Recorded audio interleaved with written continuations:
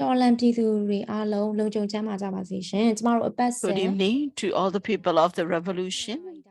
Once again, we are here at the People's Go Talk Show program that we organize every Sunday at 7 p.m. Myanmar time. And my name is Shunlei, and I'm from the People's Go team, and I'll be moderator for this session as well.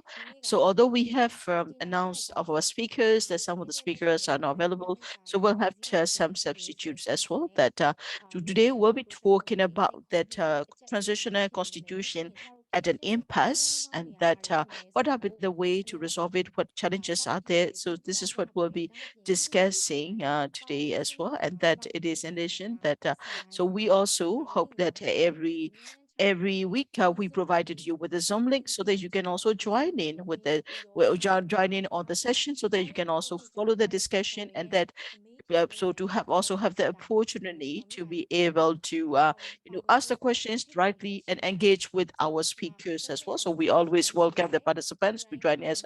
We'll have a Q&A session after the speakers have shared. Please feel free to ask questions, or you can also share your opinion, your comments, or the discussion on that as well. When we talk about the revolution, or in particular the Spring Revolution of 2021, we are now 950 days since the first day of the revolution. During the 950 days, the people of Myanmar, in particular, that activists as well as those who support the pro-democratic actors, according to the statistics of the AAPP, over that time, about 4,000 people have been killed, and over 20,000 people have made some form of sacrifices as well. It is important to recognize that the sacrifice and the cause are all for the political movement, political paradigm shift in Myanmar. Only when there is political progress and development that it will be beneficial to the people of Myanmar. When we say the political paradigm shift,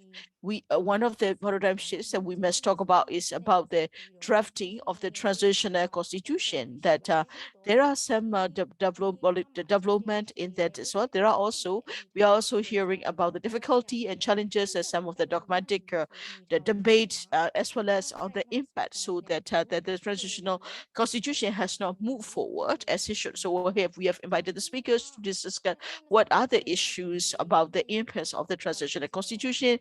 I would also like to check if the audience still remember it as well. And UCC last year have announced that according to the section 54 of the transitional measures, according to the part 2 of the Federal Democracy Charter, drafting process of the transitional constitution has been formed at once. The working group has been formed, and the group will start preparing the transitional constitution, which will then be submitted to the NUCC and to have a broader political consultation with the various actors. But we haven't heard about any of the follow-up to it. People have the right to know, and people also have the right to know what challenges are there or what the issues that they are encountering in the drafting of the transitional constitution. We have invited our dead speakers, Donosese from the Korean Women Union, and the Mu Angela from the Korean State Interconsultative Council, and Kote U from the JOSC from the AASYC. We have invited 3 speakers to discuss under the topic. So we'd like to start today's discussion now. So that thank you for giving us the time and joining us despite your busy schedules.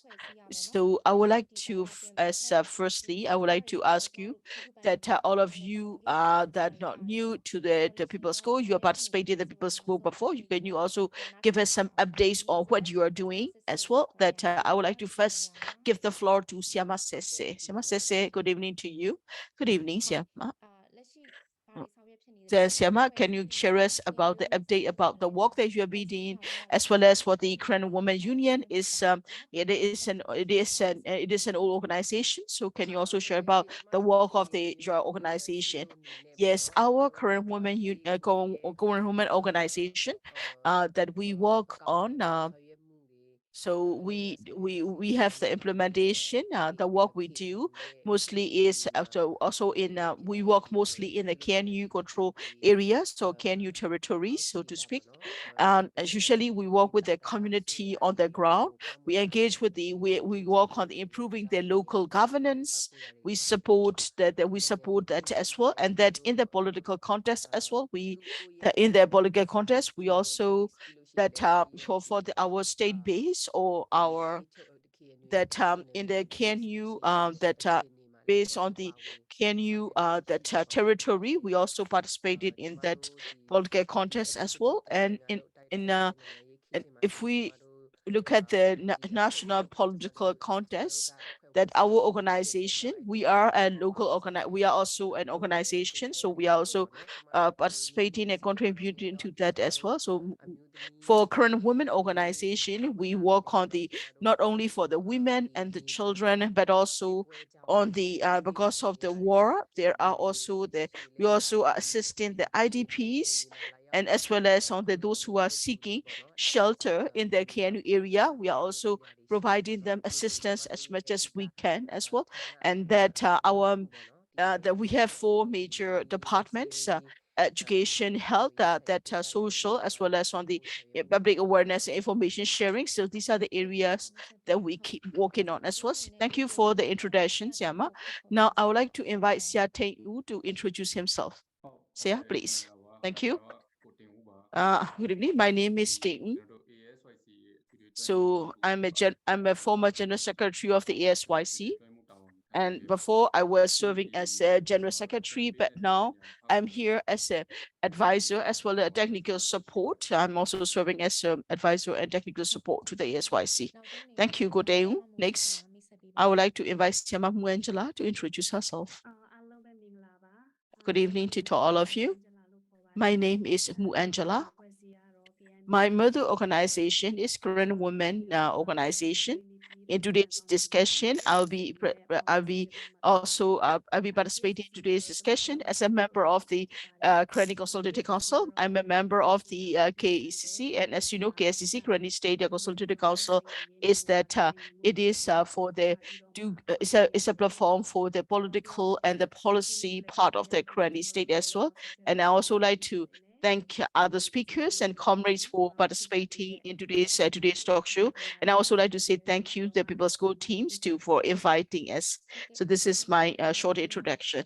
Thank you, Siama. So thank you to all our 3 of the speakers. And I would like to say on behalf of the People's Go team, thank you very much for giving us the time and participate in our talk show program as well. So the way we organize our talk show is that we have prepared a set of questions, and that I will also start the discussion with the questions, but we also give a chance for our audience to ask questions as well. That if you want to, we are also live streaming it from about 19 pages as well. If you have questions that you want us to discuss, so feel free to join us on the Zoom link and participate, or you can also send us questions from the pages as well. So I would like to start with the prepared questions. So for the first round, that I would like to talk about, in the first round, we will talk about the term like transitional constitution. It is quite long. What do you mean by transitional constitution? And why do we need a transitional constitution? And why is it important for the revolution? What does it mean by that as well? So I would like to start with Siama Nosese. This will be the first round of the question. So that so we call in English we call it a short we call it in short acronyms DC, transitional constitution. What does transitional constitution mean, and why is transitional constitution important for the revolution, and why do we have to discuss and negotiate for the transitional constitution? Thank you for the question. For us, for the people of Myanmar, that these when we discuss about these issues, is that that we want to have a deeper political reform. Often these topics were discussed by those who are deeply involved in political reform, and that people of Myanmar, that for the general population do not have a much opportunity or exchange or share about that such topic as well. When we haven't even heard about transitional constitution. That before we walk in this in the field, we don't even know if it is if it is a male or a female. We don't know what the transitional constitution look like as well. But now, when we say transitional constitution, before we talk about transitional constitution, first I would like to say that so let's say that, okay, either Myanmar or a country, in a country where there is a country will have conflict, and then after the conflict, once the conflicts are over, it is also important that the country will go through some form of a transition, whether the country will build a federal democracy, or whether they build a unilateral state, or whether they build that federal democracy. So we need, before a strong system is built in the country has to go through a transition period, transition from the chaos and that conflict, the damage and the loss and the suffering of the conflict to a more stable stage as well, in a ways as well, that some of the mechanisms will be lost, some of the mechanisms will be gone, and where a country will not be able to operate. So it is important to rebuild the nation. That's the transition period where we rebuild the system. For example, like in the conflict where IDPs, in every conflict there are many IDPs. Some of the IDPs would have lost their villages, their homes have been burned down, they can no longer stay in their original areas, and they are displaced as well. When conflict happened, a lot of people will face many issues of insecurity. People will be struggling to just merely to survive as well. So that it is important for people to be able to go back. It is important to have a period of transition to rebuild, for people to go back, for to be able to resettle. So that's transition period is necessary for any country, including a country like Myanmar. And it is important for us to go through the period of transition. And during the period of transition, what is there, and then what kind of government can we form? What mechanism we need to what kind of government will be formed? How do we have, what kind of administration will have? We need to have a constitution, so that the government who will be in power and who will be that the security sector or the nation building, or any of the reform that go into it. After 70 years of suffering, people have suffered greatly in Myanmar for that. There has been a lack of justice as well as on equality to get justice, and there are a lot of things that we need to do during the transition. For that, we need to have a constitution. We need to have a constitution to guide us and the work that we do. For that reason, we need to have a transitional constitution too, because a country will have to go through the transition after the conflict, so that we need to have a transitional constitution. That's why we are talking about the need to draft such a constitution. And moreover, in Myanmar context, now that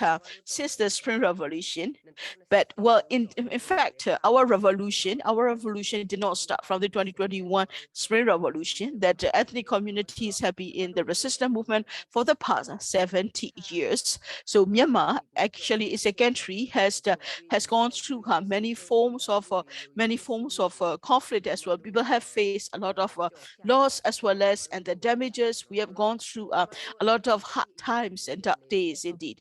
I think it is important for us to rebuild what has been lost. We need to in a way to resettle. We need to recover. For that transition, a period of transition is absolutely necessary. So for Myanmar, transition is essential, because Myanmar will not be able to reach immediately to the federal democratic union that we all aspire to. So it is important to have a transition period so that we can take the time to prepare for the future federal democracy, and while we are also dealing with all the issues. Only when we address and that resolve the issues to the transition, that we'll be able to reach our goal of the federal democracy. So for us to be able to, move forward, especially for the democratic actors, we have NUCC and that Federal Democracy Charter Part 1. According to the political roadmap stated in the Federal Democracy Charter Part 1, that's a step 8. Step 8 should talk about transitional constitution. So for the revolution, and for the revolutionary actors, will need to go through a transition period to implement that, and to be able to go through the transition period, we need a transitional constitution. In addition, why is the transitional constitution important for the revolution? It is important because what I usually say is that revolution is not just about military victory. It's not just about diplomatic, victory. It's not about political victory. It needs to be a balanced victory. If we look at the current revolution, the people revolution, the people revolution has been successful. The militarily, to an extent, there is also success to an extent as well, and also there is also some major important changes and development we are seeing as well. When it comes to politics and diplomatic affairs, so we haven't been able to make progress as we want as well. So we cannot claim that our revolution is 100% successful as well. There are some achievements and in other areas, but we don't have achievement in the politics, then it will become a major challenge that we'll encounter in the future. So in the political change, we need to be able to move ahead along with the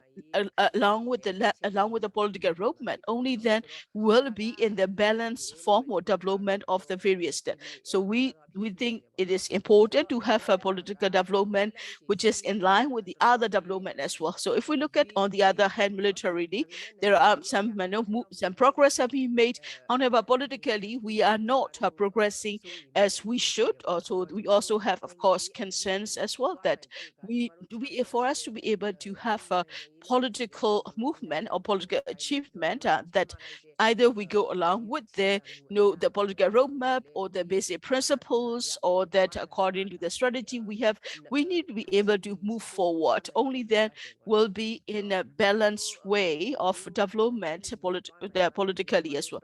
Only when we can do that, then our revolution will be achieved, it will bring us closer to the goal of the revolution. Thank you, Siama Hser, for the point you have raised, and that you have explained that what is the meaning of the transitional constitution and why it is important. I would also like to check with you. We have listened to Siama Hser explain about what is the transitional constitution, why is it important. Please feel free to type it in the chat box, how you understand it, how you have understand it as well, so that it will also be helpful for other people who haven't listened to that discussion as well. So according to the points you have raised, in our revolution needs to be able to make the political development as well. It is important that diplomatically, politically, and militarily, the revolution needs to be able to make achievement as well. If there is only military achievement, then the necessary political changes will not be able to keep up as well.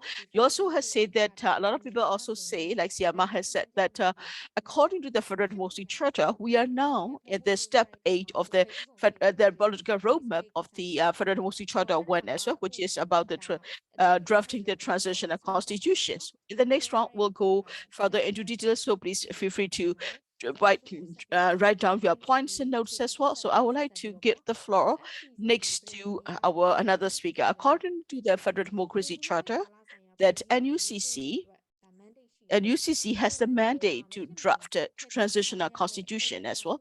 In such a mandate, that there are also what will be the important standards and values to be taken into consideration for that. Xia Ting, you have the floor.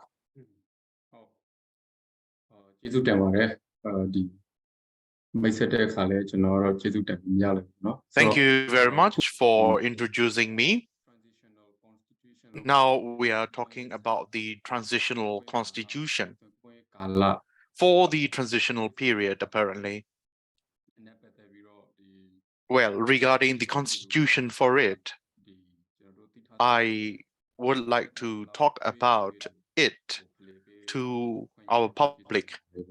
My sharing is based on my knowledge and based on my experience. Moderator asked me a question, but before answering this question directly, let me talk about why we need to have this transitional constitution in this very moment, the transitional period. Allow me to add about that in terms of why by taking a couple of minutes time, and after that I will answer the specific question to me. Well, allow me to use some layman terms because this is the public conversation. I do not wish to use quite a lot of jargon, but for this particular transitional constitution, and this is quite a critical instrument for a particular country that has crisis and that it's trying to move to another phase after the conflict. So now we have this revolution in our country, the Spring Revolution, and we also have the national revolution in the ethnic area. So whatever revolution that you title it, what we are trying to do is that we are trying to uproot the dictatorship. So in uprooting the dictatorship, there are many ways to get rid of them. Armed struggle, it's one of them. And there can be a situation that the armed struggle might not have the clear solution for either side of the revolution. And then in that case, naturally, there may be a need to have the dialogue, not in the violence way. So what I'm trying to say is that after all this troubled time, there is the time of the reconstruction. Another word, this is the transitional period. In that particular period, you need to have a constitution. So that's why you need to have the transitional constitution. So this is what the NUCC is trying to have. So in short, in a particular country, that particular country might have crisis, but then again, beyond the crisis, there would be a situation that the country needs to transform itself just because of the revolutionary forces won, or for whatever reason, beyond the crisis period, the country needs to change itself. For that particular moment, you need to have a constitution from through which the country will be governed. And in Myanmar context, 2008 constitution, it's completely gone. The people do not want to have it. The people rejected it. So now we have this political movement, political changes right now, but to have a constitution in order to replace the abolished 2008 constitution. So that's why there is definitely a need to have the transitional constitution. This constitution will structure the country, will govern the country. And for this revolution, I would like to talk about one important thing. We have this Spring Revolution in which we have quite a lot of diverse forces. The diverse forces needs to have the solidarity standpoint with common goal. For this, the transitional constitution will play a very vital role to unite everyone. So the transitional constitution has its function to lay out all the values, principles. If not, even beyond the crisis period, we will end up being in the vicious cycle of another kind of crisis if this constitution is not there, or if there are no clear principle value in the constitution. So as Hser mentioned, only armed struggle might not be enough really to have a change in the country. We need to have the political changes.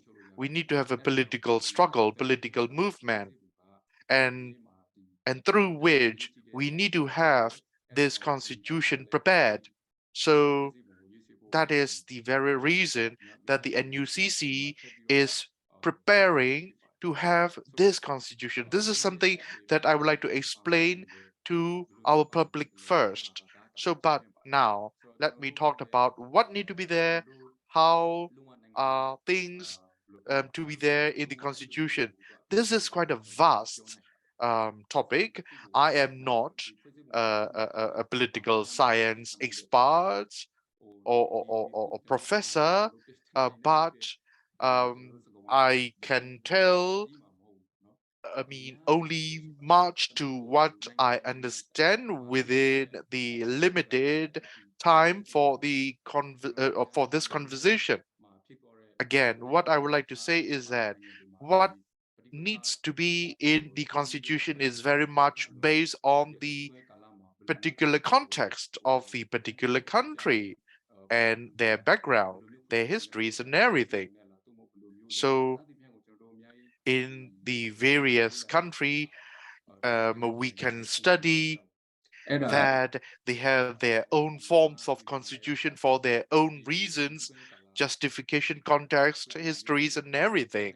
So in Myanmar context, Myanmar transitional constitution might be very different from the other countries, but there are some key features that are quite common in comparative analysis, I would say. Talking about constitution, the constitution is the mother of law, the supreme of all the law in a particular country.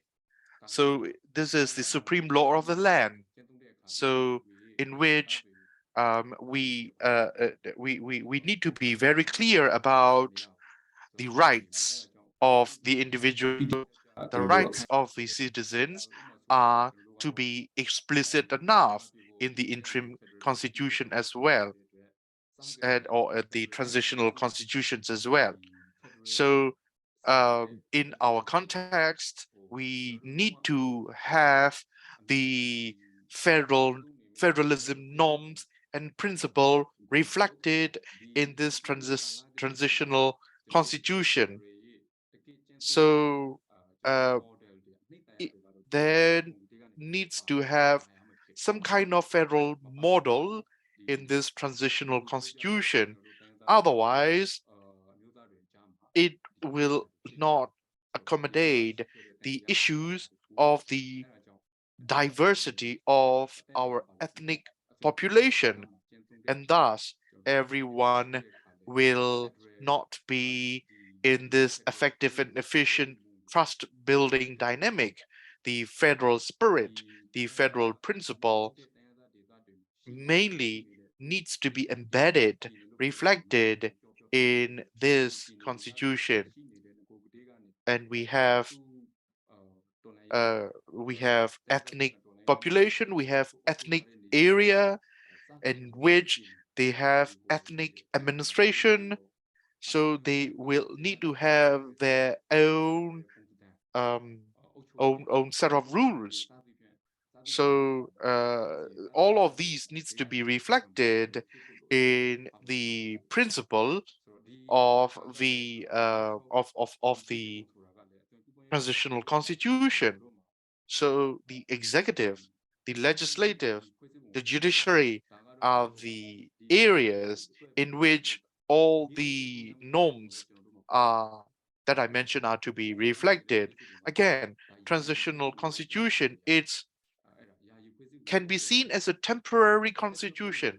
It will not be a permanent one, a perpetual one. Again, what needs to be there? The federal principles are to be there. The federal government and governance needs to be there. Self-determination, it's to be there, particularly for the ethnic area. Again, please remind me if I pass the times that I'm allowed to contribute. Thank you. Well, Ko Tae-woo, you have quite a vast experience, particularly around the federal principles. Since you work a lot with youth organizations. So what I have learned from you is that there is a need to have a political assurance, right? And in the transitional period, there might be a chaotic time and chaotic dynamic that might happen. People worried about it. The older generation worried about it. So that's why we need to have the proper transitional constitution. You rightfully mentioned that 2008 constitution is gone. It's not there anymore. Now we need to have a new constitution, but that new constitution needs to be way better than that of the 2008 constitution. So that is what you highlighted. Allow me to add one thing. Um, while talking about the essence of the federalism to be embedded in the executive, legislative, judiciary, and the Bill of Rights of the citizens are to be there, and individual rights are to be there. The duration or the, if I may say so, the expiration date or period of the transitional constitution needs to be mentioned. Otherwise, if not, you will end up having this transitional constitution for forever. It is not the point, right? And again, the security issue, the security sector needs to be explicitly mentioned in this transitional constitution as well. Another thing is that transitional justice is extremely important. The transitional justice, it's to be in this transitional constitution for sure. Again, we may have quite a lot of other topics as well. Um, um, Election issue can be there as well. The future election can be talked about, can be included in this transitional constitution. So what I'm trying to say is that the transitional constitution is something to be accurate, something to be explicit, something to be precise as well. Again, allow me to stop here for the first round of the conversation because it can be quite a lot of issue, right? That we can have in this transitional constitution. Thank you. This is quite a big topic, we realize, and only an hour or more might not be enough. This is what we worried when we organized this conversation. But then again, we really need to keep on talking about this topic after this conversations as well. I would like to give the floor to Mu Angela. FCC, it's the organization that you serve as the one of the executive committee member. I would like to ask you that what is the role of KFCC in engaging with the NUCC in preparing the transitional constitution? What are the principles that your organizations and NUCC hold? Thank you. Thank you for the question. Karenni, take us Thank you for the question. The Karenni State Consultative Council shared their common goals with other ethnic brothers and sisters.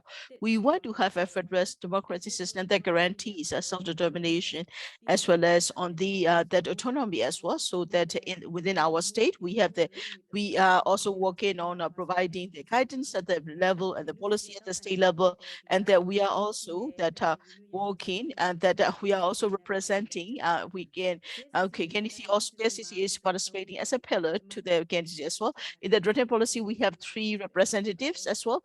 I'm one of the 3, and I'm also a member representative to the NUCC as well. So the NUCC, when we continue to that we are also working for continue to push for the drafting of the interim constitution in the and the NUCC as well. Right now, because of the many challenges, there are difficulties to move forward, but we believe that we'll be able to move forward in the way we aspire to as well for the federal democracy.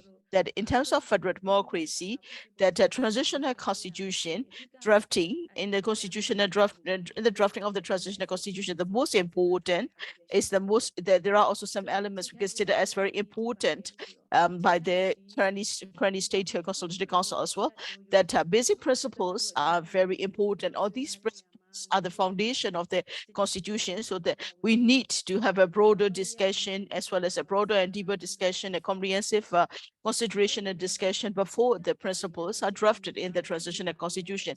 So in terms of the principles, I would say which are the essential principles that we consider as important for the transitional constitution. First is the structure of the union. Structure of the union is very important for us, that we want a federal union that consists of federal members of the members of federal union.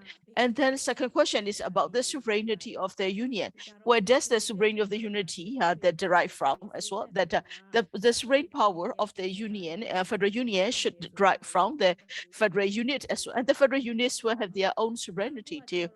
Another important point is about power sharing, demarcation, as well as on there's a concurrent power, as well as on the remaining the power as well. Power sharing is important. Another is also the right to the equality and self-determination, because the transitional constitution should be able to guarantee not only equality but also self-determination. It is because of the lack of autonomy and that equality and self-determination that in Myanmar has protracted contract like this as well. So this equality and that equality and the self-determination must be in the as well, must be included in principle, so that minority rights as well as gender equality is also very important to be guaranteed in the principle. So when we say equality, we talk about the ethnic equality, we talk about the human equality. We also want to talk about as a gender equality as a separate topic as well, because the patriarchy system as well as on the the gender-based discrimination, that is something it is systematic, it's deeply rooted in the Myanmar's legal framework. So we need to ensure there are specific measures to ensure equality. And in the equality, gender equality counts on its own as well. And we also need to ensure non-discrimination, and that there should not be any form of discrimination based on ethnicity, religion, faith, or political beliefs, or the gender or the sexual orientation. That we need to ensure that there is no discrimination. That should be the basic principle as well. Another is also about that plurality as well as on the diversity. So that it need to be acknowledged as and the most important principle will be is that we need to have the federal union to be a secular state as well, not that there should not be religion or the faith, or the faith should be used as a way should be politicized as a political play as well. We have seen that happen again and again in Myanmar. Those who are in power have always politicized the religion. So we want the union to be a secular state where the religion is not to have nothing to do with the politics as well. And then we also of course want democracy as well as on the guarantee the human rights as fundamental rights as well. So this are the basic principles that are essential in the to consider essential to be included in the drafting of the transitional constitution as well. But in reality, there could be more than that. And these principles are not just for the transitional constitution. These are the principles that we need to be carried forward for our long-term constitution, federal constitution as well. So to respond to your questions, for the sake of time, I would like to respond like this to your question on what should be in the transitional constitution. Thank you, Siama, for the Siama Muenjala from the Karenni State Consultative Council. The points that you have raised are very important about the ideological change of the revolution. We often say that this revolution is not only about the dictatorship, but also about the ideological change as well. These are the important considerations that needs to be enshrined not only in the constitution, but also in each and every one of us in our daily life, because these are important principles and the way forward. Thank you, Sir Moinjala, for sharing as well. And that we have listened to the first round of the discussion. We talk about what is transition and constitution, and why is it important for the revolution, that where are we with the drafting of the transitional constitution, and what are the essential, what are the standards and values that need to be taken into consideration in the drafting of the constitution. Since we don't have much of time, we will not be able to have, of course, deep and considerable discussion, but we're able to cover the most pertinent point as well. So to the audience and the comrades of the revolution, if you have particular topics you want us to discuss, so please join us on the Zoom, and you can also directly participate in the discussion. And we also have received some questions also in the chat, but I will also be sharing the questions in a few minutes as well. So let's go for the second round. Second round, we'll be looking at the analyzing the situation. So we say that the transitional constitution at an impasse as a title of today's talk show. So that often it has been a hot topic of among the members of the AASYC who are participating in this. And why do you think the transitional constitution drafting process is at an impasse? What are the challenges? What are the difficulties? Recently, we also heard that NUG is preparing, and she has requested a permission to prepare a draft transitional constitution and to submit it to the NUCC. So that also arise questions and that confusion on does the NUG have the mandate to draft the transitional constitution, or is the NUCC who is going to draft that as well? So as a government, do they have the right to prepare a draft, submit one, or what are the consideration of the NUCC? So in your political community, what are the consideration, what are the discussion that has been shared on that particular topic?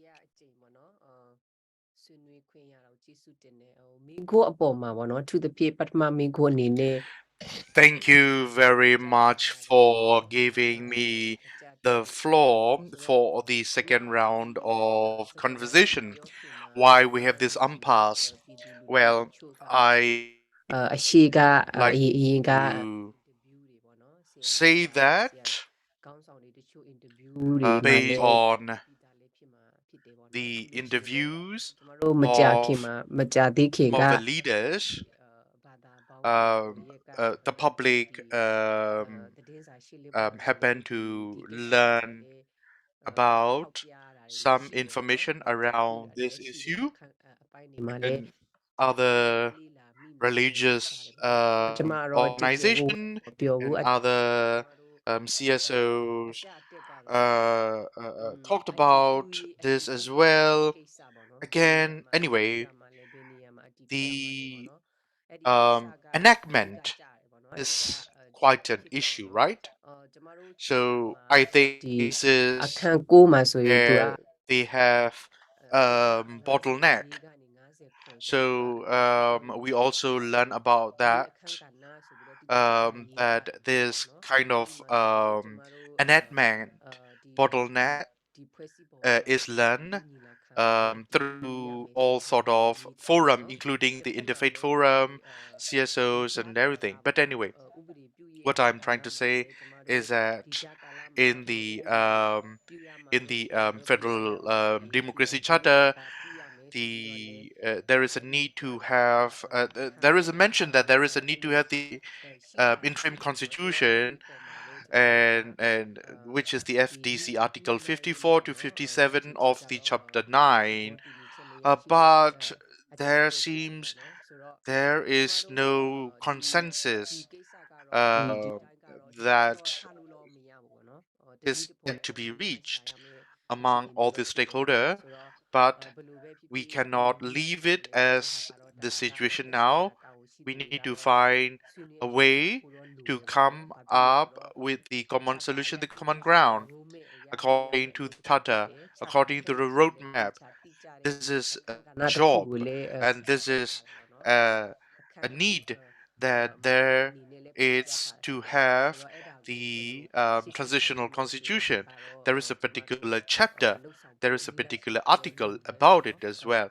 But then again, coming up with this transitional constitution itself is quite a task that we need to have all sort of common solution among all the stakeholders. Another thing that I would like to talk about is that in a particular meeting, they talked about it in the NUCC. WLB is the member of the NUCC, but I happen not to join this meeting, so I missed that meeting. But what I learned is that the there is a need to have the a transitional constitution. Everyone already agreed that that is already mentioned in the Federal Democratic Charter. But people also have concern that if we are to be framed only by the interim constitution, then I think technically it is not very feasible for all the revolutionary forces to function themselves or to operate themselves. What I would like to say is that NUCC has the mandate for the preparation for sure. But the revolutionary government job is to mobilize people to do the government job. But I do not see that it is not. I do not see that it is. Uh, uh, uh, uh, uh, uh, I don't think that it is a job of the revolutionary government to prepare or to come up with the transitional constitution. The transitional constitution needs to be developed with the inclusive manner. I am not sure that all the other stakeholder, including the ethnic organizations, are asked to engage in the preparations of the transitional constitution. But what we understand is um, that they have the draft of the transitional constitution. That is what I heard as well. And they have CRPH for the legislature role. NUG has the executive role. They also have the Ministry of Judiciary as well. So I would like to say is that need they have a role to guide to the public for sure. But I am not sure that NUCC is something to decide soon, but I have the impression that NUG is to come up with some sort of presentation. But my observation this should not be the process to come up with the transitional constitution. Transitional constitution, it's to be developed in a very inclusive manner, and transitional constitution, it's to be developed by the processes that is mandated by the FDC. If NUG want to talk about it as the suggestion or as part of contribution in development of the transitional constitution, why not? That is fine. But if they lead this process, I don't think it is a process. So this is my observation. Thank you.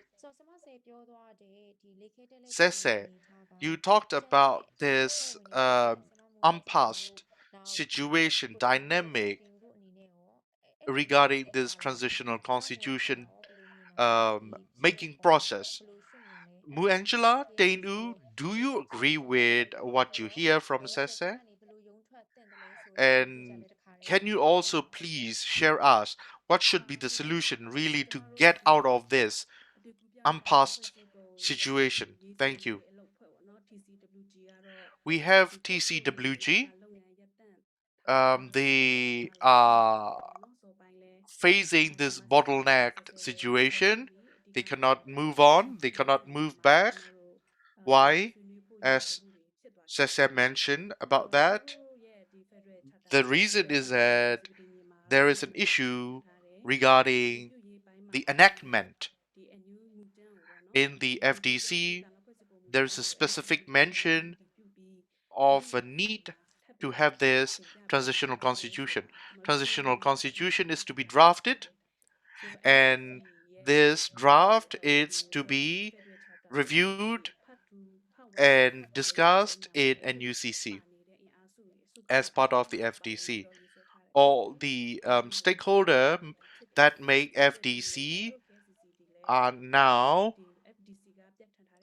trying to have the transitional constitution as well.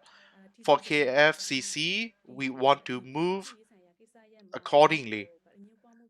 But then again, there is this bottleneck situation in the TCWG. There are two representatives of the NUG in the TCWG. The considerations of NUG, it's NUG backed these two representatives. Two representative is representing the NUG in the TCWG of the NUCC. Well, what they aim is that the representatives are to be backed by the NUG. So this is just the role of the NUG, just to support the two representatives in this TCWG. But sadly, what happened is that in TCWG, things got suspended. But then again, the draft is still processed by the NUG, and this draft of the NUG on the transitional constitution will be presented to the NUCC. Well, what I understand is that the TCPC of the NUG want to be useful for this transitional constitution conversation to carry it out or to continued. So this is what I understand as well. Again, the once this TCWG will pick up its own job, then the two representatives will have their standpoint based on the draft that they have unilaterally prepared by the NUG. That is what I understand. But the perspective of NUCC and us is that we cannot have a transitional constitution made by only a stakeholder. The transitional constitution is to be negotiated, it's to be discussed inclusively. So only one entity cannot make the whole transitional constitution. We really need to adhere to what mentioned in the FDC. We will definitely have solution. We have the deadlock for sure, but what we believe is that the answer is within our hands. We need to be constructive. We need to take time. We need to continue the negotiation. Then we will have the solution to come up with the transitional constitution. But then again, we should not stop the whole process of transitional constitution at all, just because of we have different opinions regarding how to enact it. It's just that we have to find the solutions of how to enact it. But on the other hand, we still need to be able to work together in developing the transitional constitution. Otherwise, we will lose our face to our revolutionary public. Again, the transitional justice needs to be reflected the idea and opinions of everyone. Otherwise, if it will be made only by one entity, only by one stakeholder, then trust building can still be at risk. We must not be rigid to the idea of a particular stakeholder. Otherwise, it would create all sort of hindrance, burden that would hamper the whole dynamic of the revolution. For us, what we would like to do, we would like to do what it's mentioned clearly in the FDC. We need to adhere to what it said in the FDC. We need to prepare it and we need to draft it. And on the other hand, at the same time, parallel to the preparations of it, drafting of it, we need to find the solutions in terms of how to enact it. Otherwise, stopping everything is not an ideal. Thank you. Mu Angela, you mentioned all of this. That make me realize that we are very much keen to talk about the results only, but not necessarily the process. The process needs to be right. Only then the result will be right. We need to have the systematic process. We need to have the right process, really to have the ideal results. Otherwise, we will not have the results that we want. I am not going to wrap up what you just said. I mean, public definitely hear you well, I'm sure. Cô Dane U, can you also share your opinion regarding this dynamic? And what would be your opinion really to break through this deadlock? Thank you. ဝေးတာတော့ရှိပါတယ်ဆရာမတို့ Thank you. We do have different opinions that, like I said before, that there were also different opinion, different perspective on that fact that NUG want to know that they have NUG had a draft transitional constitution. I'm sure that the reaction of the parties are different. We also have a different position. I'm not, speaking up for or I'm not defending NUG that NUG, they have their perspective too. This is how they perspective, this is how they see it. I think this is for the transitional constitution should be, they want this to, they have perspective.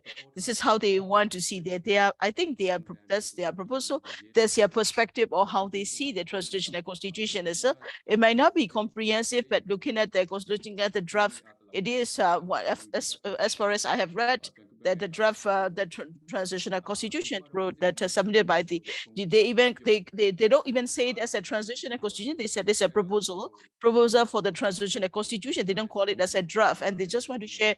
This is how they see it. That's how I see it. That's their perspective and the way they have presented this to what they think it should be to be included in transitional constitution. And the NUG being one of the actors of the resistance, and they also have the right to express their opinion and also to present what they did as well. Maybe my opinion is too simplistic, and maybe there are other, or there are agendas or consideration. I don't know, and I cannot say that either. But looking at the draft, they have the proposal, what they have prepared, what they have. If we look at the proposition that they have prepared, is that I don't call it as a, I know they don't call it as a transitional constitution. I won't call it as such. That they are just sharing what they think should be in the transitional constitution. That's what they are proposing. That's what they are sharing their perspective as well. But as regarding the deadlock, what I would like to share, in my opinion, is that since the beginning, that since the very beginning, I would say that the beginning didn't start well. And then I'm also criticizing myself as well, because the decision-making process of the NUCC is a full consensus, and that makes it that since the beginning it was problematic, because if an organization or an individual does not agree, then we're gonna move forward, because NUG depends on the full consensus. Maybe we might need to change the way that decisions are made as well. Instead of full consensus, maybe we should think about another way of making, reaching the decision. That if we can do that without going to the full consensus, then we'll be able to be much faster for us to move forward. Because now it's a full consensus, as you all know, they can be very challenging as well. From the CRPH side, that transitional constitution is that after drafting the constitution, transitional constitution, the NUCC, the CRPH as a parliament, they want to validate it, because they are the parliament. They were validated, and then the transitional constitution will be adopted. And most of the actors, they said that no, NUCC, and that no, the NUCC had, why should the CRPH approve it? Because NUCC is the people's, NUG had the People's Assembly, and it was validated there as well. So we don't need to go through the CRPH. CRPH is part of the dialogue. CRPH can be part of the drafting process, and they should be. They are. But most democratic forces do not want the CRPH to validate it. So CRPH also feel that then don't you recognize us the parliament? We are the parliamentarians. We are the parliamentarians. We are the people represented, elected by the constitution, by the 2020 election. So we should be the one to validate it. So CRPH is dogmatically holding on to this concept as well. So on the one side, you can also look at CRPH is a parliamentarians, it's a parliament. But what we are saying is that the 2020 general election is that, yes, CRPH is there. CRPH parliamentarians were elected by the people, and they became the parliamentarians. We recognize that they have the legitimacy. They are the representatives of the people. But however, that was the election based on the 2008 constitution. So that was the process. So they have the legitimacy. They were elected by the people. They had the representation of people. We do recognize that. We do recognize their legitimacy to the electoral process. But in the transition period, when we are drafting a transitional constitution for the CRPH to validate it for artists, I think it's not appropriate. That because we have already abolished the 2008 constitution, so that that it doesn't mean that so the de jure, that we already have this concept of the de jure, so that I would say the CRPH also had that. So we also I also have discussed with the CRPH friends in person, because we know them personally too, as well. Like informally, we also share that as well. So once that that we do not want to validate the constitution at the CRPH, it's not because we don't respect the CRPH. It's not because we don't recognize the CRPH as a CRPH had the legitimacy through the 2020 general elections, but we are now in the revolution period, and that the idea is to have an NUCC as a political platform, and that this is a political platform where we can validate it as well, and that we don't need to go through the CRPH for that. And that's we try to explain. However, there is the conceptualization is different, the concepts are different, and that's why the deadlock is happening. So if we were to look back on the process of full consensus, CRPH does not agree, we cannot gonna move forward. I guess well, if we cannot discuss, then we cannot move ahead with the transitional constitution, because full consensus means every member, every organization needs to agree to that. If one organization say no and they will not move forward, then we cannot move forward. And that means that the decision, if the decision making process has been changed in the constitution, have been changed, then we'll be able to at least we'll be able to have a majority, or is it like a supra majority? We'll be able to move forward as well. Something that could happen. We can have a supra majority. We will be able to go ahead, but we don't have that kind of a decision making. So because NUCC decision making, that of full consensus is also another problem, or the problem since the beginning as well. So for AASYC, I would like to say that we fully agree that a transitional constitution is needed. Not only that, for the interim, for the part of the interim measures, that not just the interim measures, even for the interim measure, we want to have even have a constitution for the interim period as well, because NUG is a government, NUG is a government, and the government need to also have a policy. So the constitution is to ensure that NUG can do their job as a government. They need to have a constitution so that they can do their work, to get ensure the administration and governance as well. So there is a part in the charter for the most charter measuring interim the governance measures, but it should be more than that. It should be properly different into an interim constitution.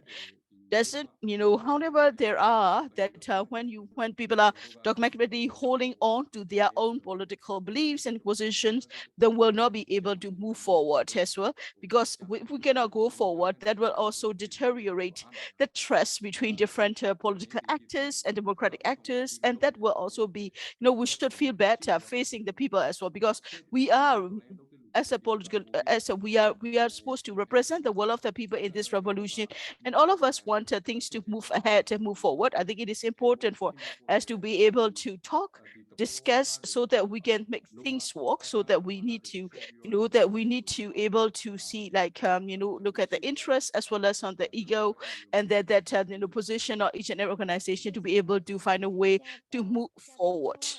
Thank you, Hsia Tae-woo. In the point that you have shared, so NUG as an entity, as an actor, to the democratic actor, they have the right to present their opinion, their perspective too. But if we look at the current deadlock, the CRPH feels that they are the union parliament, so that the parliament will need to validate and adopt the constitution. But that also means the other, for the democratic actors of the revolution, it becomes a deadlock as that was. So for the AASYC, that to be able to address the issue, AASYC has some recommendation. The issue, for example, is about the NUCC decision making is now full consensus. Only when all the organizations agree that we can move forward is in a way that is pushing the situation into further impasse or the deadlock as well, and that not only the transitional constitution, even now for the interim period, some of the people will know interim period is that right now is the conflict, the period of the conflict, or the revolution period as well. When you say transition, is that means after when the hostilities have ended, when the armed conflict had ended as well. So that's the transitional constitution we are talking about. But however, AASYC perspective, even for now, the interim period during the armed conflict, there should be stronger stronger legal framework, such as the interim constitution, so that NUG will be able to implement and follow more than the measures as well. As a moderator, these are the questions we have prepared for our speakers. I also like to thank if we thank the speakers. If we look at their discussions and perspective, they have discussed what is a transitional constitution, why is transitional constitution important. It ensures political guarantee. It can also help us bring strong commitment, as well as and thereby by developing the mother law, or the law of the land, which is the constitution. That through this constitution, it will also strengthen the revolution, and it will bring us closer to the goal that we want as well, because by doing that, and that it is important that it will be also be building closer to us. So this revolution is the effort to get the people's power back to the people. No, that is around that summary as well, because it is that we have that there are many revolutionary forces who have been who already have their power and control in their respective territories. We look at the 2 years of the revolution. We'll be able to we have been able to reach the step 8 of the political roadmap, as mentioned in the Federal Democracy Charter. And now we're discussing the issue, the deadlock as well. So the NUG proposal of the constitution, federal transitional constitution, is that discussion is out of the procedure. That NUCC is the platform that has a mandate that as a government, NUG should not be the one to draft the transitional constitution. There are also some points as well. It is also important to be able to break the impasse. It is important to think less about the ego position and think more about the interests of the people. And it is also important to move forward, continue. That it is important for the DCG to continue working as well. We should not be, validation should not be the process that is pushing the deadlock further, deeper into such situation. I think it is also important to open address. So we also now, it's like to give the people a chance to ask questions. That if you are in the Zoom and you want to ask your question verbally, please raise your hand or put your question in the chat box as well. If you have, if you want to ask questions verbally, please ask that. So can you also, we can also question as well. I can also read the question as well. Let's start with one of the questions. One of the question is that, so if we look at that, can we also, so the question is, how about adopting the FCDCC Federal Republic Constitution, Second Draft for 2008? It was presented in 2008 by the EAOs and the Burma Resistance Forces, led by Dr. Sein Wei. Can we just, adopt it as well? I will take 3 questions and then give it to our speakers. So the second question is that, the question is about what about the temporary constitution? I think he's asking about the interim constitution as well, that because the transitional constitution is also the temporary constitution. So I think that's the follow-up question to what Ting will share.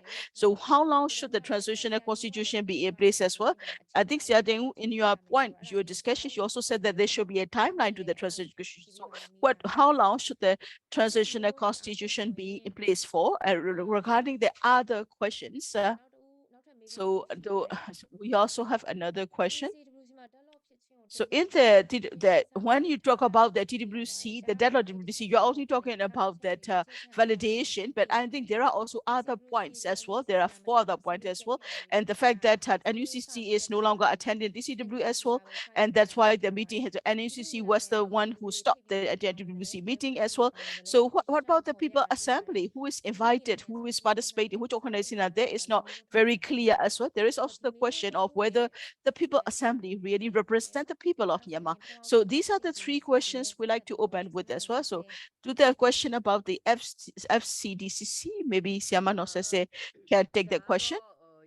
Well, I think when we are in the drafting process, we discuss it. The point is now we haven't even started drafting the transitional constitution. So that if we started drafting the constitution, I think where the constitution was, where the interim constitution, the transitional constitution was in Belmont, this is something to discuss. But we haven't even reached the stage about the drafting, so we have no reference to base on. That's how I would like to say. Because if we start drafting, we can look at the different points as well. And then about the full process issue that Xia Ting who has raised, I agree with him as well. And it is an issue. It is an issue indeed, indeed as well. But in the drafting of the transitional constitution, that I don't think that we already have the mandate that we don't need as well. It is a process, part of the step that we have to undertake according to the roadmap. And in the charter, they also shared about the transition as well, that how this will be implemented, how groups will be formed, how the drafting process will go, and then for the NUCCs to endorse the draft transitional constitution, and that it is also important to mobilize and engage with the other revolutionary forces or the democratic actors to be there as well. We also need to form a transitional government, and all that. It's already, there are already, already in the mandate, clear mandates given to the NUCC. So NUCC doesn't need to get, validation as well. But then when we talk about the deadlock per se, that when you have an individual, it's based on the demand made by the individual organization. And if we look at it, refer to the charter, that the interpretation of the charter is very different. And the way they interpret the charter, the way they understand the charter is very different from ours. For us, we only look at we are only looking at the part on the transitional period or transitional measure as well. If we cannot continue, then it will be mean non-compliance of the federal charter as well, because that there are also 3 other, I would say, there are altogether 12 steps in the political roadmap. We are now at the impasse, at the deadlock in the step 8 as well. So if we cannot overcome the step 8, we'll not be able to continue the other 3 steps. But we need to find a way. We need to find a way to move forward. We need to find a way to be able to continue, and that's all the responsible forces. I think they will continue to look for it. If they cannot discuss it in the NUCC, maybe there is another. Maybe they will have to find a way to discontinue the discusses and find a way as well. And the different positions and different in the interpretations, as well as on the different perspectives, and that the egos and the pride, and as well as on the all these needs to be needs to be toned down as well, because right now we are in the process of collective leadership. The NUCC was built as a context. NUCC was built as a platform to ensure there is a collective leadership as well. That we also have both the de facto and the jure leadership. You have a territory that there is also the de jure, and that the jure legitimacy, as well as on the de facto legitimacy, as well the elected members of the elected members. So we are combining both the de jure and de facto legitimacy to fight in this resistance. So nonetheless, I think here, for example, like FCD, as far as we know, that as far as SPDCC has been the draft constitution that has taken years of preparation among the EROs, and that the revolutionary forces as well, and that there are also a lot of positive the support for that as well. But we cannot just take the FCDCC and let's validate this. We cannot go through this.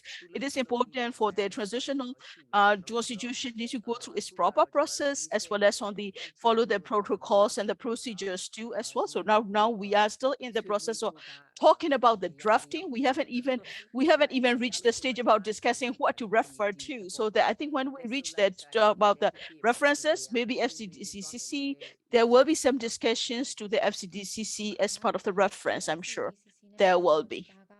So when it comes to FCDCC, so it is drafted as a federal constitution, but now we are talking about the transitional period. So it also is different there. In addition to that, I think that when we think about people constitution that come from the people often talk about the FCDCC. So Desia Coutinho wants to add anything to this question.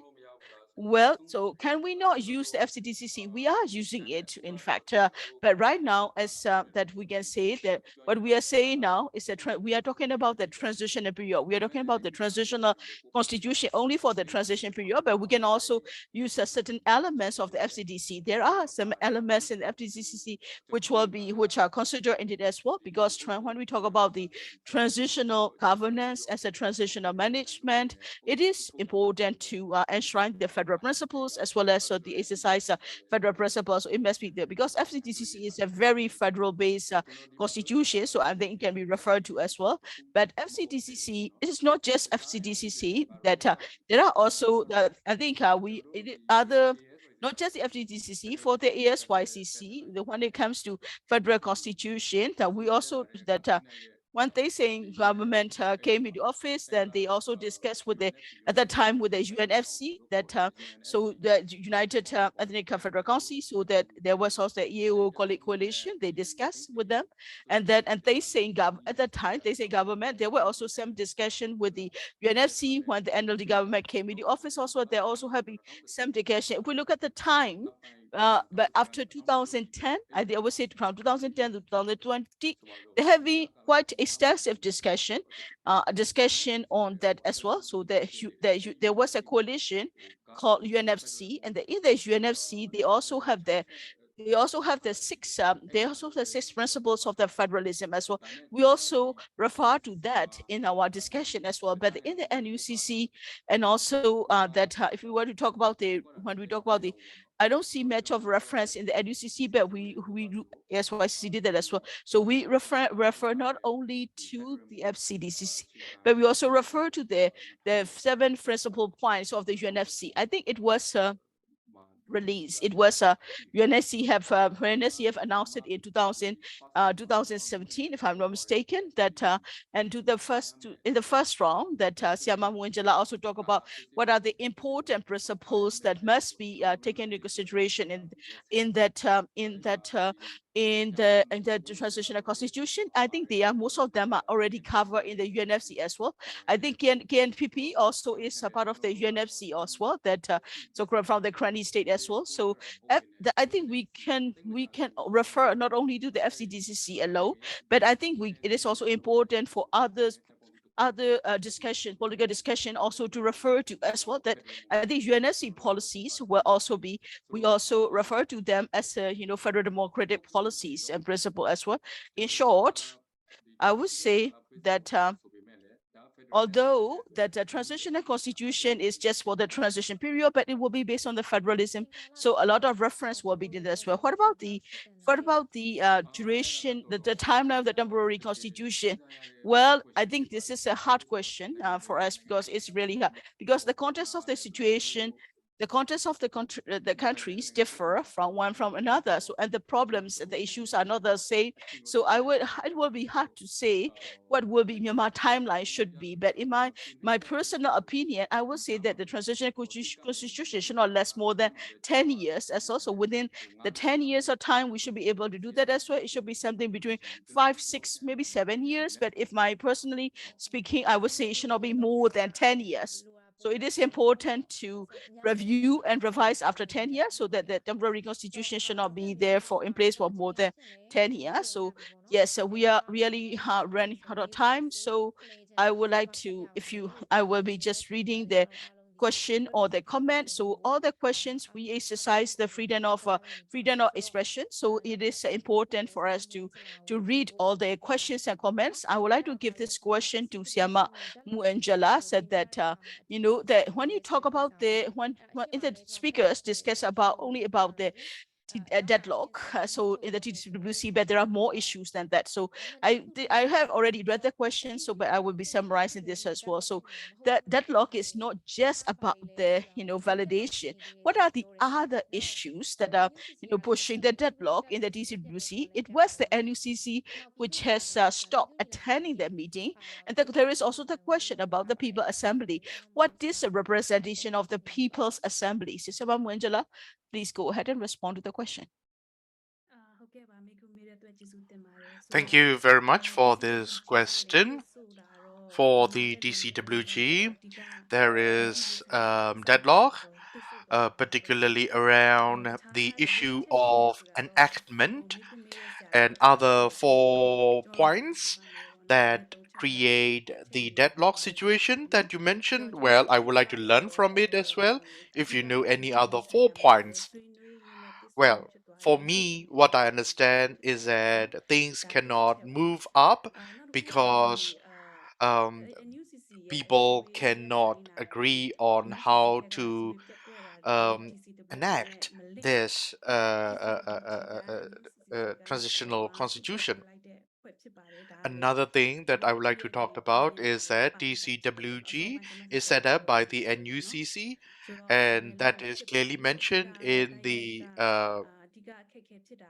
in the um, uh, uh, in the Federal Democratic Charter, and in the TCWG we discussed quite often to come up with a solution. And in the NUCC can make decision with full consensus. If one stakeholder or if one member object, decision cannot reach.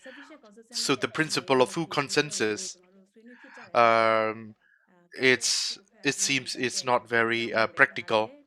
So we want to change it, and changing of it is not agreed by the other member as well. So this is what I would like to share in terms of the dynamic that we have in the NUCC. And now talking about the representation of the NUCC. NUCC is the venue of the de jure and de facto power holder, and the member has the local support in their local area as well. So the People Assembly of the NUCC is the assembly of the public. So what I can say for sure is that the People Assembly of the NUCC does represent the public, if not all the public, but it does represent the public to some extent. This is what I can say very strongly. So this is, I think, all the answers that I have to say for the questions. Thank you. Yes, I think talking about representation, any of the organization can represent the whole public, even a particular government in a particular time. It's not voted for by 100% of the population. So that's why it is very important for the NUCC to have all the members with a profile of de jure, power holder, and de facto power holder. So this needs to be a constant attempt that the NUCC would need to make. I hope that it is the case. I also would like to read out other questions as well.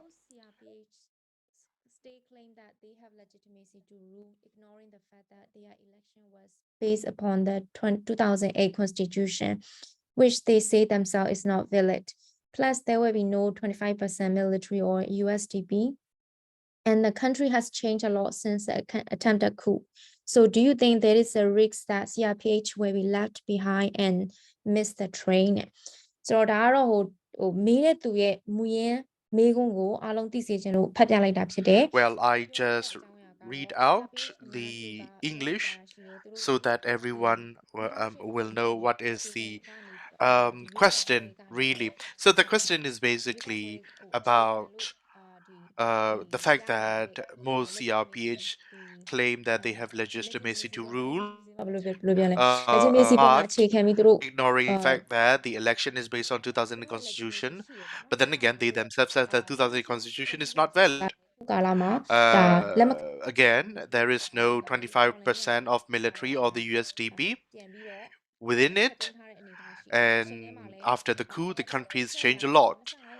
So the question is really about what will be the risk of CRPH um, uh, uh, uh, နော် uh, ကြံခဲ့တဲ့အနေအထားမျိုး uh, သူတို့ if it can be a kind of a situation that they are left behind and miss the train.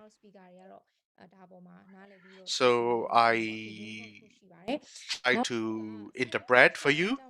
I hope that you would တယ်လေ be သူတို့ကဘယ်လိုမျိုးဖြစ်စေ understand. ချင်နေကြတယ်လို့ထင်ကြပါ And I do have another question in the chat box. Why CRPH is acting as သဘော such, ထားအမြင်တွေကို and what is the considerations of CRPH? And I ပြည်သူ the ကိုချပြလို့ရမလား question, ဆိုတဲ့မိကုံးမှာ the ဆိုတော့ဒီမိကုံး Q&A သုံး box ခုကိုတယောက် that ချင်းစီ is about that NUG presenting the transitional constitution at the NUCC. Can you please share them what they presented at the NUCC, if that can be the public information? Thank you. So I would like to invite Hser for the first two questions, and for one last question about the NUG representation. And I would like to give the floor to Mu Angela for the last question. Oh, first I would like to give the floor to Ting to respond to the first two questions. Thank you. Well, the question is about the legitimacy, right? Whether if CRPH is afraid of that they are left behind. In my opinion, no, they don't need to be afraid of to be left behind, right? Whenever we talked about legitimacy, the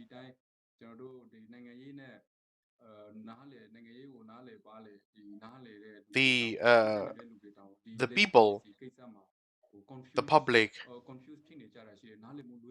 are still very much confused about the concept of legitimacy. Some understand legitimacy very different from what we understand as well. For example, the results of 2020 election, CRPH has the legitimacy. But for us, it is not only about CRPH alone that has the legitimacy. There are also ethnic revolutionary organization. There are ethnic administration in the ethnic area for years. Don't they have the legitimacy as well? So whenever we talked about legitimacy, we should not see only CRPH alone that has the legitimacy. For the first point, yes, CRPH, according to the 2008 Constitution, the member of parliaments in the CRPH has the legitimacy. For sure, 2008 Constitution is abolished, and even before this Spring Revolution, there are ethnic revolutionary organization groups that they have their own administration, that they have their own struggle supported by their local people. They have their own legitimacy as such. Well, internationally speaking, they will look at only election nationwide. The winner has the legitimacy. But in the local area, there are local area that they practice their own sovereignty and govern their own people they have their own form of legitimacy. So what it's a point that I'm trying to say is that I am not refusing that for the fact that CRPH does not have the legitimacy. I do realize that CRPH sure has the legitimacy. They are elected by the people, that's for sure. But at the same time, the ethnic organization run as the government in their own area has their own legitimacy as well. Well, now going back to the question, CRPH is not worried about to be left behind, but what we need is that there is a need to have the mutual respect and mutual recognition in this whole revolution. The ethnic revolutionary organization are to be seen as partner, colleague, and recognized their legitimacy, and at the same time the legitimacy of CRPH is acknowledged, then everybody can be in the same train so that no one will be left behind. Thank you. I would like to give the floor to Hser for the another question. What is the considerations of CRPH? Can you please share your opinion regarding this? Rather than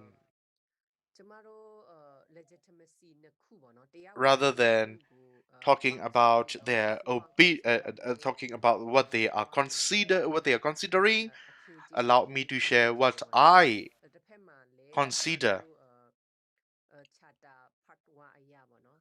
CRPH is using their legitimacy in this journey, and we, on the other hand, has the Federal Democratic Charter, in which collective leadership is explicitly mentioned, and I do believe that the collective leadership will make us moved to the vision that we want. CRPH for sure has their own legitimacy. They have to practice it. They have to use the mandate that they are given by the people. They have to do the job that the public mandate them to do. So they are thinking themselves in a way that the parliamentarians see themselves. It might be the case. They,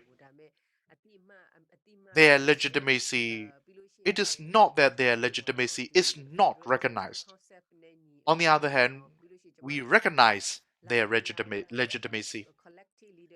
And at the same time, we have to strengthen the collective leadership. This is the principle that we discuss mostly. So now, let us talk about the political interests. It seems that we have a different political interest among us in that perspective. So, for example, whenever the de facto group discussed and stand, and they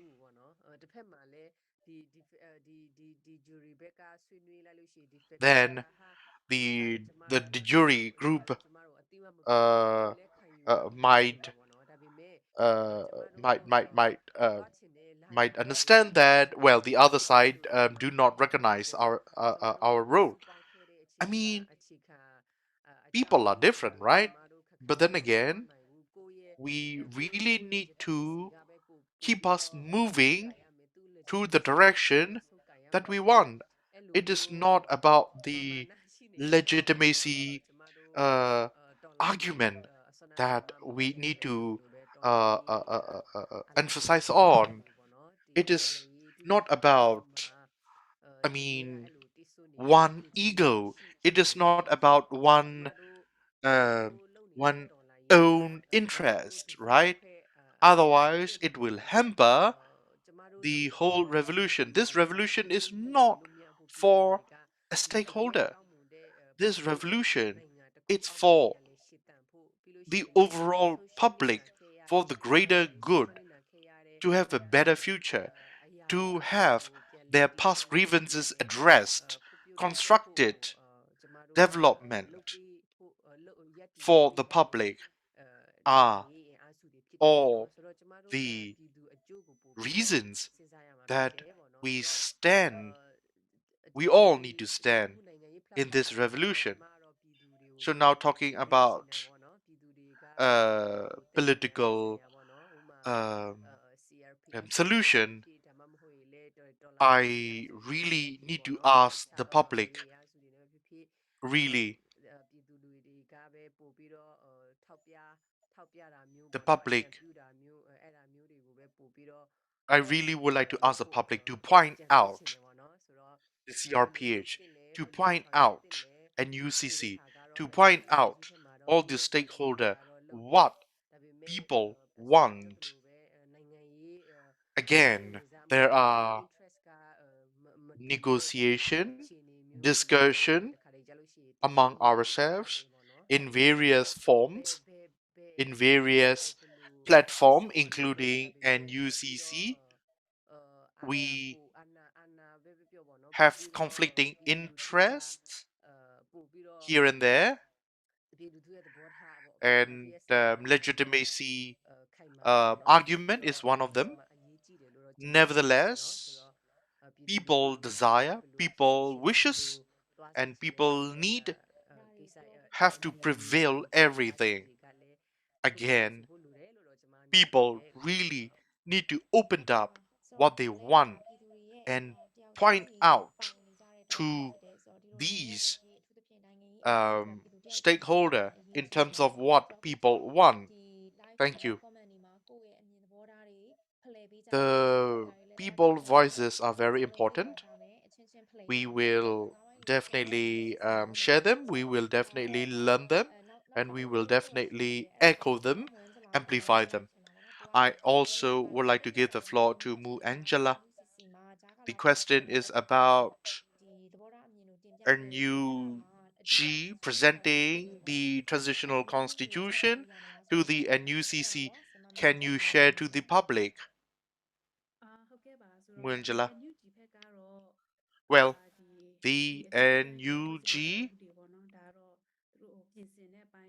prepared the transitional constitution, and they are now discussing with the NUCC if they will make the if they would be able to make the presentation of what they had prepared.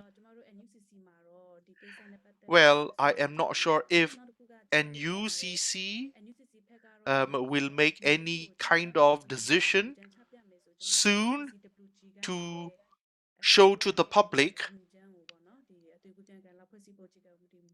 for the draft prepared by the NUG. But we for the TCWG, the TCWG still need to meet and discuss among themselves regarding if there would be any kind of public presentation to be made to the on this transitional constitution draft. Again, we are still really need to find the um, way to move forward. In terms of the NUG presentation, it is not yet made, and we just reply to them that we take note of it.